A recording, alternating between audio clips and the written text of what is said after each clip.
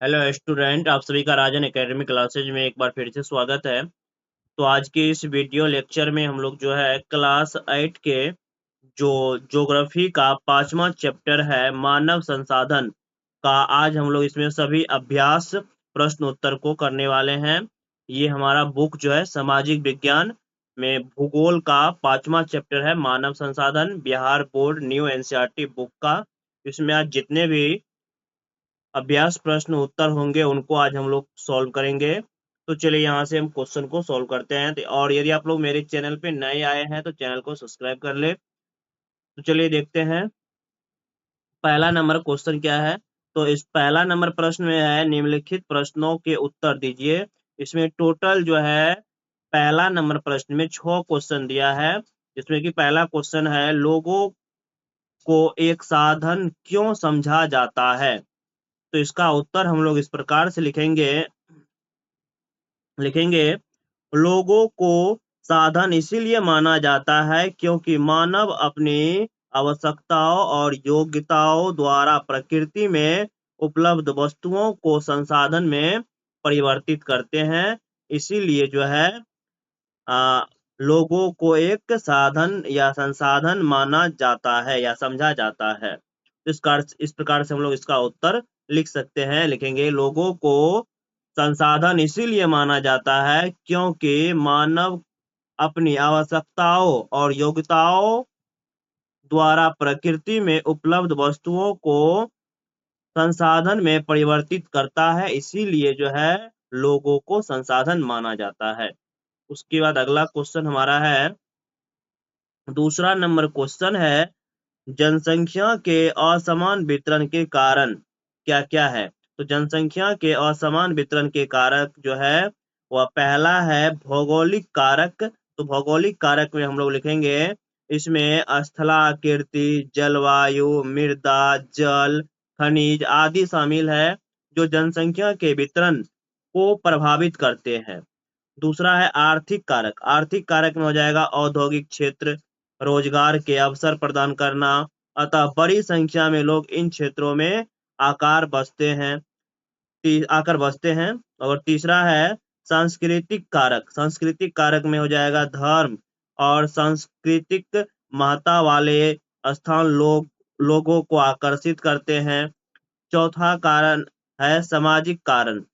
अच्छे आवास, शिक्षा और स्वास्थ्य सुविधाओं के क्षेत्र लोगों को आकर्षित करते हैं। तो जनसंख्या के असमान वितरण के ये 4 कारण हम बता सकते हैं। ये चौथा कारण लिख लेना है, ठीक है।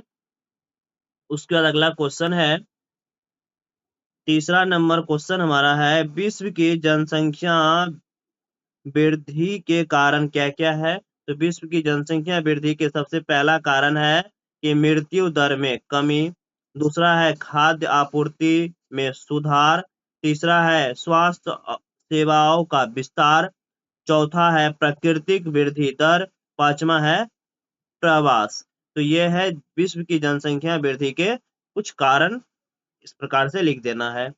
उसके बाद अगला हमारा क्वेश्चन है, 5वां नंबर क्वेश्चन है जनसंख्या परिवर्तन को प्रभावित करने वाले कारक लिखे। तो जनसंख्या परिवर्तन को प्रभावित करने वाले 2 मुख्य कारक जो है, एक हम जन्म दर लिख सकते हैं, एक मृत्यु दर। जन्म दर क्या होता है, तो लिखेंगे जिसे प्रति 1000 व्यक्तियों पर एक वर्ष में जीवित जन्म लेने वाले बच्चों की संख्या के रूप में मापा जाता है, उसे हम लोग जन्म दर कहते हैं। मृत्यु दर क्या होता है, जिसे प्रति 1000 व्यक्ति पर एक वर्ष में मरने वाले व्यक्तियों की संख्या के रूप में मापा जाता है, उसे हम लोग मृत्यु दर कहते हैं। तो जनसंख्या परिवर्तन को प्रभावित करने वाले ये 2 कारक है, एक है जन्म दर, एक है मृत्यु दर।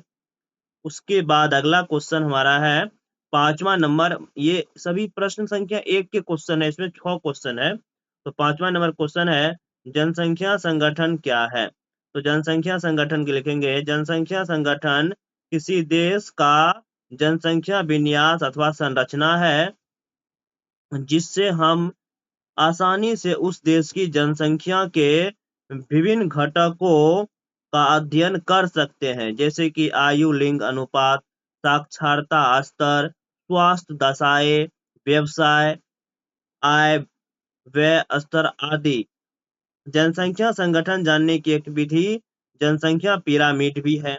उसके बाद आगे हम लोग जनसंख्या पिरामिड के बारे में पढ़ेंगे। अगला है जनसंख्या पिरामिड क्या है। अगला छठा नंबर क्वेश्चन यही है कि जनसंख्या पिरामिड किसे कहते हैं। तो इस लिखेंगे, एरो बना बना के लिखेंगे। पहला, यह जनसंख्या के सांख्यिकीय प्रतिरूप को प्रदर्शित करने की एक विधि है। दूसरा, यह जनसंख्या संगठन का अध्ययन करने में सहायक है। तीसरा, जनसंख्या पिरामिड को कुल जनसंख्या के लैंगिक प्रतिशत में विभक्त किया जाता है। इससे कुल जनसंख्या से लैंगिक प्रतिशतता ज्ञात किया जा सकता है। तो अगला है, जनसंख्या पिरामिड का आधार जन्मे शिशुओं की स्थिति को दिखाता है। उसके बाद अगला है, शिखर की तरफ बढ़ते हुए यह क्रमशः प्रौढ़ों और वृद्धों की जनसंख्या को दिखाता है। उसके बाद अगला लिखेंगे, यह देश की आश्रित एवं क्रियाशील जनसंख्या को भी दर्शाता है।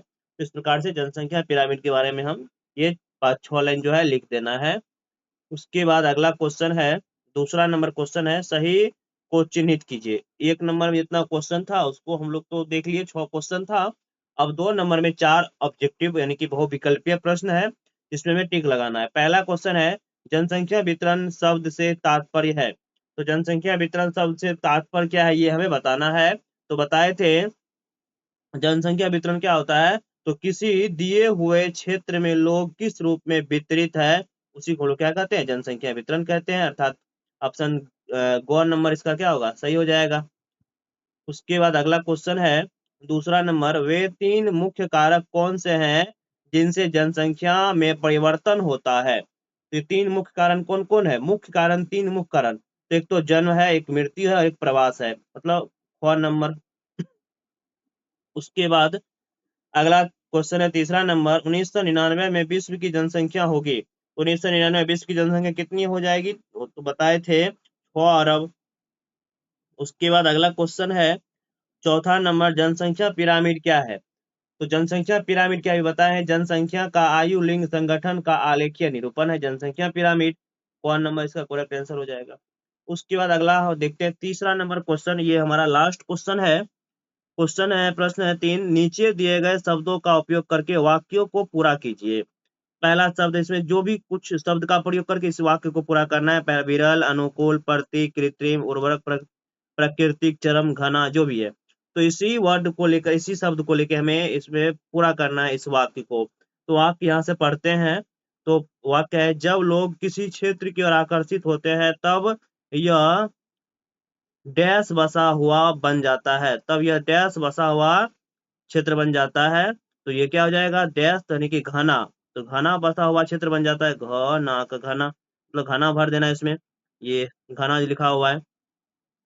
उसके बाद, इसे प्रभावित करने वाले कारक के अंतर्गत अंतर्गत डैश जलवायु, तो प्राकृतिक जलवायु होगा ना, अनुकूल जलवायु, अनुकूल अनुकूल हो जाएगा, अनुकूल यहाँ पे उचित शब्द बैठता है। तो अनुकूल यहाँ पे लिख देना है, अनुकूल अनुकूल अनुकूल जलवायु, संसाधनों की आपूर्ति और प्राकृतिक जमीनें आती हैं, यहाँ पे प्राकृतिक लिख देना है, प्राकृतिक। उर्वरक भी, उर्वरक जब यहाँ पे हम लिख दिए हैं, ठीक है। यहाँ पे देखो प्राकृतिक उर्वरक, यानी कि लिख दिया है घना, अनुकूल, प्राकृतिक उर्वरक, खाली जगह पे जहाँ पे होगा वहां पे भर लेना है। तो इस प्रकार से इसमें जो है टोटल 3 प्रश्न थे।